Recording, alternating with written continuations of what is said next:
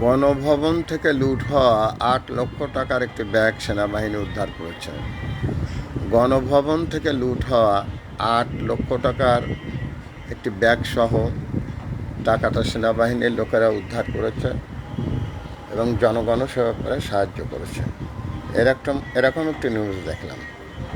এখানে আমি প্রশ্ন রেখে গেলাম, গণভবনের যিনি হাইকমান্ড, যিনি ওখানে থাকতেন, আপনার কাছে আমি কত নিবেদন করেছি এই ফেসবুকের মাধ্যমে, আর ৬ থেকে ৭টি বছর আমি বলেছি অনেক কথা।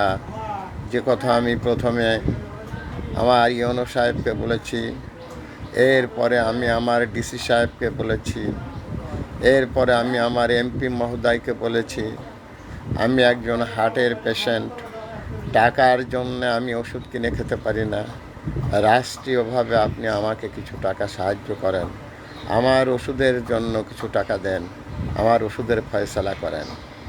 আমার এই ব্যাপারটা ইউনো সাহেব জানেন, আমার এলাকার এই ব্যাপারটা ডিসি সাহেব বর্তমানে আবু নাসের বেগ সাহেব জানেন, আমার এলাকার বীরেন বাবু এমপি তিনিও জানেন, বাট তিনি এখন কোথায় এটা বলতে পারবো না। আমার অনেকগুলো সাক্ষী আছে, এগুলো সব সরকারের নমিনি, যারা সরকারকে আমার কথাটা পৌঁছে দেবে। দীর্ঘ ৬ থেকে ৭ বছর আমি চিৎকার করছি, বাট আমার এই কথা কিন্তু সরকারের কানে পৌঁছায়নি। আর সেই গণভবন থেকে লুট হয়ে যাওয়া ৮ লক্ষ টাকা পাওয়া গেল একটি ব্যাগসহ, যা জনগণ সেনাবাহিনীর কাছে হস্তান্তর করেছে। তাই আমি ওই টাকার মালিককে বলতে চাই, আপনি যদি প্রকৃত রাজা হবেন, তাহলে আপনার ঘরে অর্থ থাকে আর দেশের প্রজারা কষ্ট পায়, আপনি তো তাহলে ভালো রাজা না। এতদিন আমি যা বুঝেছি, আমার বুঝায় অনেক ভুল ছিল। আমি মনে করতাম আপনি একজন অত্যন্ত সৎ, নির্ভীক বঙ্গবন্ধু কন্যা, আপনার ইমান আকিদা হেবি ভালো, আপনি একজন যথেষ্ট ধার্মিক মহিলা। আমি এভাবেই কিন্তু আপনাকে মিন করেছি, বাট আজকে চোখের সামনে আমি যে নিউজটা দেখলাম, এটাকে তো আমি অস্বীকার করতে পারি না। আর এজন্যে আপনার প্রতি পূর্বে আমার যে শ্রদ্ধা, সেই শ্রদ্ধাকে আমি ধরে রাখতে পারলাম না। আমি এ কারণে আপনাকে অশ্রদ্ধা করি না, কিন্তু শ্রদ্ধার জায়গাটা আজ থেকে শূন্য হয়ে গেল। এই জন্যে যে আপনার ঘরে, আপনি শাসক, আপনার ঘরে টাকা থাকে আর আপনার প্রজারা কষ্ট পায়, ওষুধ কিনে খেতে পারেন না, এভাবে একদিন তারা মৃত্যুর দ্বার প্রান্তে পৌঁছে যায়। ঠিক আপনার জিন্দেগি, ধিক্কার জানায় আপনার মন মানসিকতাকে। আপনি not so appropriate prime minister. Thanks a lot. বিনা বেতনের পারিবারিক পাঠশালার শিক্ষক। মোবাইল কন্ট্যাক্ট নং 01935204804। এটা আমার বিকাশের নাম্বার। আমি একটি বিনা বেতনের পারিবারিক পাঠশালার শিক্ষক। এখানে আমি আরও একবার বলেছিলাম, আপনার প্রাক্তন শিক্ষা সচিব এনআই খানের সাথে আমার ৭১ জার্নাল একটি লাইভ হয়েছিল।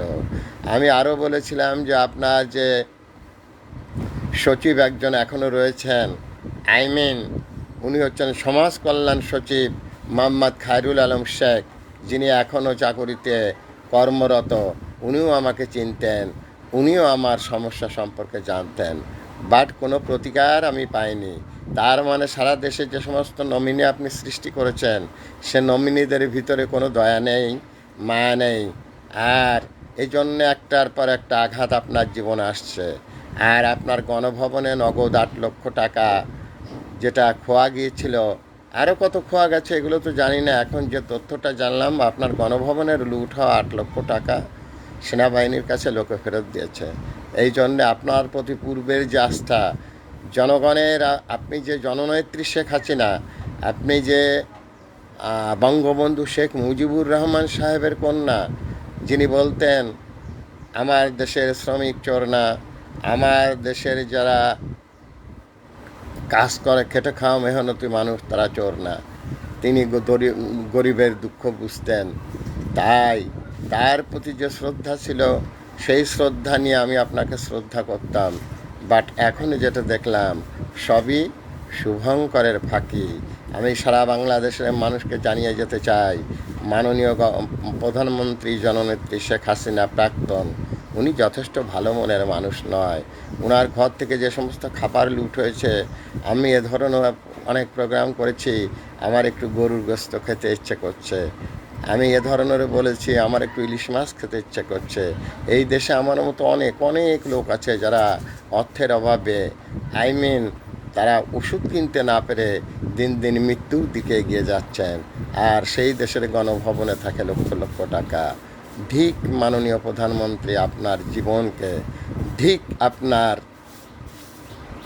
রাজ্য শাসন প্রক্রিয়া, আপনাকে বলেছিলাম ন্যায় এবং ইনসাফের ভিত্তিতে রাজ্য পরিচালনা করতে, বাট আপনি তা করেননি। আপনি বিপথে পরিচালিত হয়ে গেছেন। তাই আজ দুঃখ ভারাক্রান্ত হৃদয়ে আজকে আমার ওপিনিয়ন আমি বর্ণনা করলাম। Mohammad Fakhrul Alam master, viral sir, বিনা বেতনের পারিবারিক পাঠশালা শিক্ষক। মোবাইল কন্ট্যাক্ট নং 01935204804। Thanks a lot, viral sir.